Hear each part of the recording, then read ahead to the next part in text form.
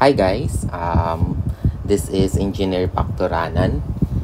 For this chapter, ang pag-uusapan naman natin is analysis ng mga statically indeterminate structure using one method, which is the force method.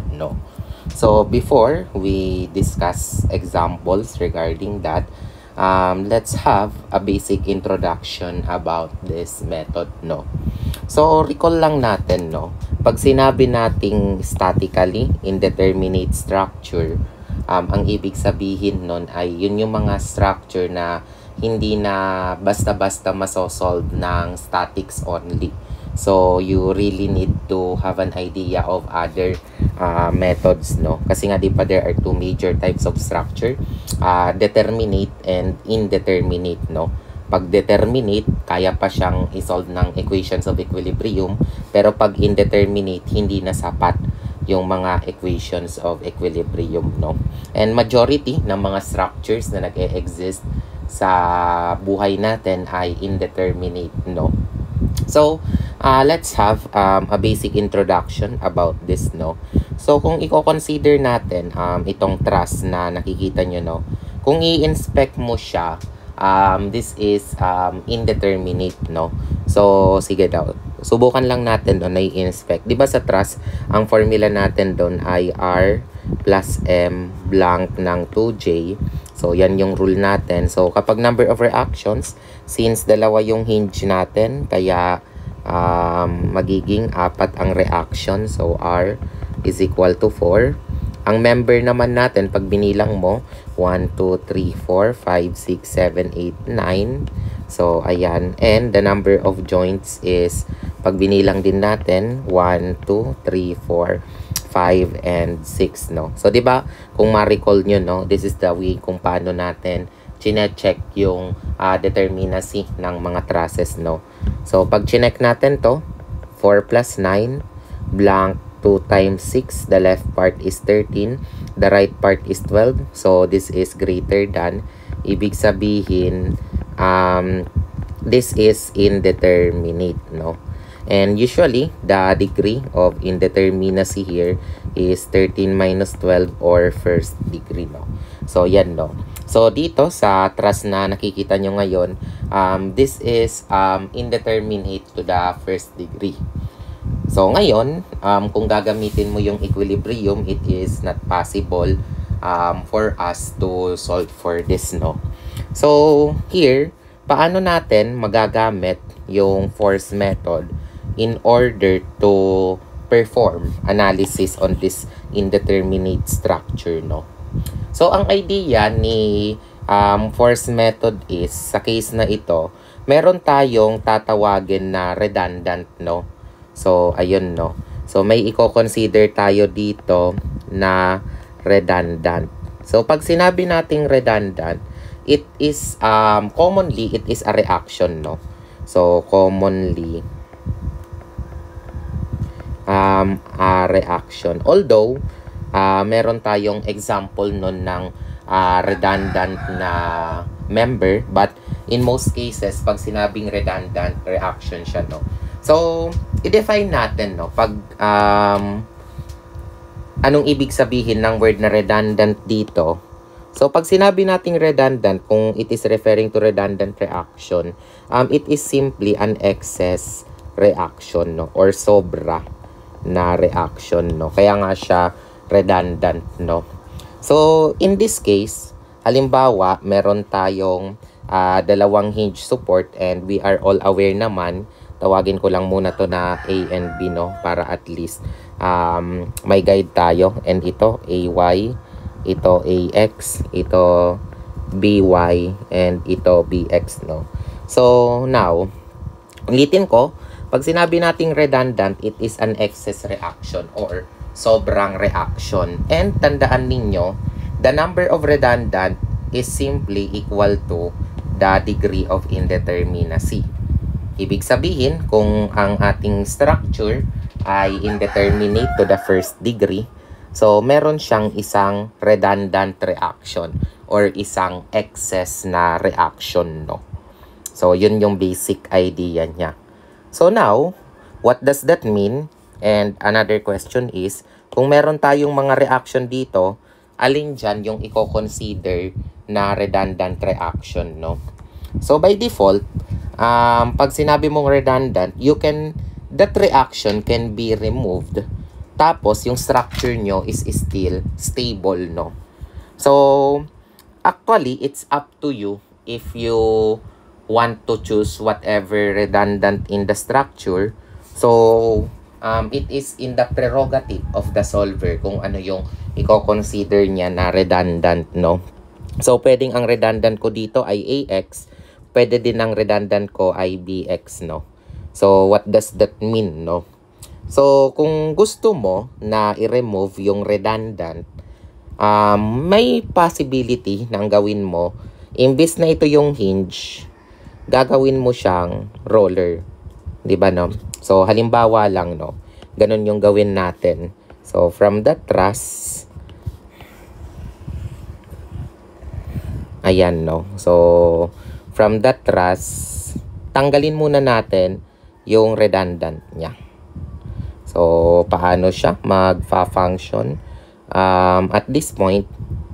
So, ito, imbis na yung B is hinge support, magiging roller support na lang siya, no? So, meron na tayong AX, meron na tayong AY, and meron na tayong BY. And pag chinek mo to, itong structure na to, ang mangyayari sa kanya, magiging determinate na lang siya. So, still, that is stable, and that is now determinate, no? So, that's the concept, no, of redundant. We will try to remove it para maging determinate siya. Ulitin ko, no, it's your prerogative kung alin yung i-remove mo, no. Pwede naman na imbis na ito yung maging roller, pwede naman na dito sa kabila yung maging roller. So, in that case, pag ginawa ko tong roller, yung AX ang matatanggal and dito, yung BX mag-e-exist. So, kasi nga, for this problem, meron tayong isang redundant, no? Dahil the degree of indeterminacy is 1, no? So, now, going back to this problem or going back to this truss, and ano yung magiging pinagkaiba ni indeterminate truss saka ni determinate truss na nasa baba. So, say for example, meron tayo ditong mga force na nag-a-act. Let's say, meron tayong F1 and meron tayong F2. Ayan, no? Tapos, syempre, sabihin na natin na let's say F1 and F2 is acting as well on this truss, no? So, anong mangyayari? Kung dito tayo sa original na indeterminate structure, pag drawing natin yung kanyang elastic curve, so alam niyo naman yung elastic curve ng truss, it is just the, yung itsura niya pag na-deform. So, pwedeng dito siya, tapos pumunta dito. So, it is just an approximating, no? Tapos, papunta dito, no? Then, ayan. Tapos, papunta dito, no? Ayan. So, take note of that green one as the elastic curve, no? So, notice na ang mangyayari dito, dahil yung support natin at A and B, so dito, no?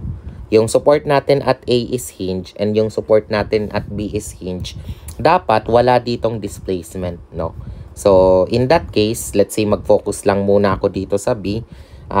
In this case, dapat masabi mo na yung delta BX natin dito ay 0 and yung delta BY natin is 0. Kasi nga 'di ba kapag hinge support, hindi allowed yung displacement dito, no?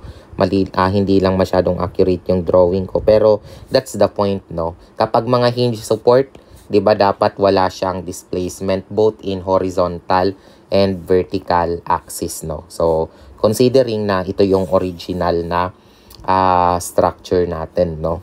However, kung i-consider natin itong ating determinate counterpart nung ni-remove natin yung redundant, no? Kasi ito yung original na structure na indeterminate.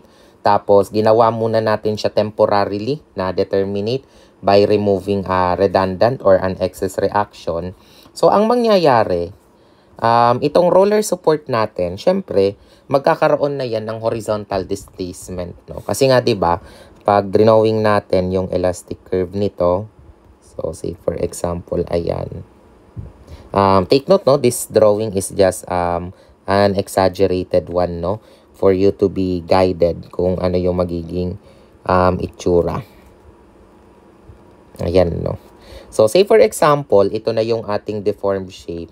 So, ang tendency, magkakaroon dito ng delta Bx, no? Kasi nga, di ba, tandaan nyo, yung roller support, may kapasidad siyang mag-roll. Ayun, no? Pwede siyang mag-roll. So, here, at this problem, yung delta Bx natin, hindi mo na siya gagawing 0.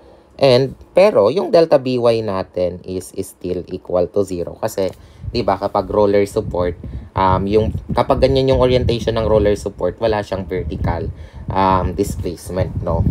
So, yun yung pinagkaiba ni original natin na indeterminate structure. Tapos, itong bagong structure natin na determinate, no? So, yun, no? Kung dito sa original, which is, ito naman talaga yung concern natin, yung delta Bx ay equal sa 0. Dito, sa bagong structure, yung delta Bx ay hindi na 0. And that small amount of deformation will have an effect, no? Magkakaroon yan ng effect sa analysis natin, no? So now, ano na yung magiging function ng ating ano na yung magiging function ng ating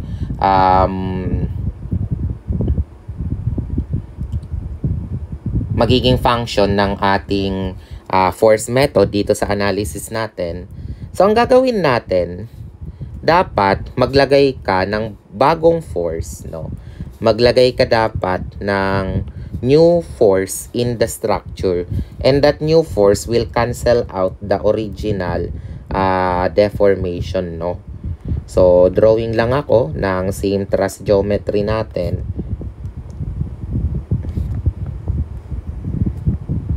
Yan, no? So, still, meron tayong hinge and roller, no? Pero, ang mangyayari dito, magkakaroon tayo ng pangatlong force, which is, ito na nga yung ating P. So, yung P na yan, ito na yung ating redundant force. And, ang purpose ng P na yan is para makalaban natin yung F1 saka yung F2 dito, no? So, ang mangyayari dito, tanggalin ko muna yung F1 and F2. Ang mangyayari kapag nag-apply ka ng P, mababaliktad yung kanyang deformation. Let's say for example, imbis na yung paggalaw dito pakanan, so dahil may pakaliwa tayo na P, dapat ang paggalaw pakaliwa na. So, pwedeng gumanito yung truss natin, no? So, ayan. And, because of that, magkakaroon tayo ng delta Bx dito, no? So, ayan, no? So, ang tendency ni force method, meron tayong determinate structure, tapos magdadagdag tayo ng additional force, and yung pinaka-purpose lang ng additional force ay kontrahin yung deformation dito. Kaya, ibig sabihin, yung delta Bx dito ay equal sa delta Bx sa kaliwa. Okay? So, that's the basic idea here, no? And, kapag sinabi natin na equal siya, ang tendency nun, magiging 0 na siya. Pag kinombine natin to, no? So, magiging delta Bx equal 0. Which is, yun naman talaga yung una nating rule or yung pinaka-principle dito sa part na yan, no? Ayan, no? So, ang tendency dito, kung titingnan mo, kung titingnan natin dito, yung P dito na in-apply mo sa determinate structure, yung purpose niya is ma-cancel out yung deformation at B, which is ito. And in that case, kung ano man yung magiging B dito, automatic, ayan na yung Bx na reaction dito. So, ganun yung idea ng force method, no? So, it might look confusing for a while, pero this is the basic principle of force method, no? Meron kang indeterminate, tapos rine-restrict yung displacement at Bx, kasi nga, di ba, kapag i-recall ko lang, no, for the last time before tayo mag-solve ng mga problem. Kasi, mas may intindihan natin yung principle nito once na nag-solve tayo ng mga problem, no. Pero, i-recall lang natin yung concept ng force method. Meron kang indeterminate structure. Ayan, no. And, at this point, the degree of indeterminacy is 1. So, here, ang displacement at Bx is 0. So, paano natin siya i-analyze? Ang gagawin mo is gagawin mo muna siyang determinate by changing the hinge into roller. Ayan siya. Tapos, i-analyze mo siya most probably using the virtual work method kasi majority naman ang gagawin natin dito virtual work method eh. So, tapos hahanapin mo yung magiging bagong Bx niya and hahanapin mo yung force na magkakaroon ng same na displacement nito. Ayan, no. And itong dapat na dalawang displacement na to, magkontrahan. Then, pag nahanap mo na yung force na yan, automatic, yan na yung Bx. Because in the first place, wala naman dapat talagang displacement sa Bx, no? So, this is now the basic principle of the force method, no? And the idea of redundant. So, in the future videos, ang i-discuss natin ay mga sample problems for truss, for beams, and for frames, no? So, ayun. And I hope naintindihan mo yung basic principle dito.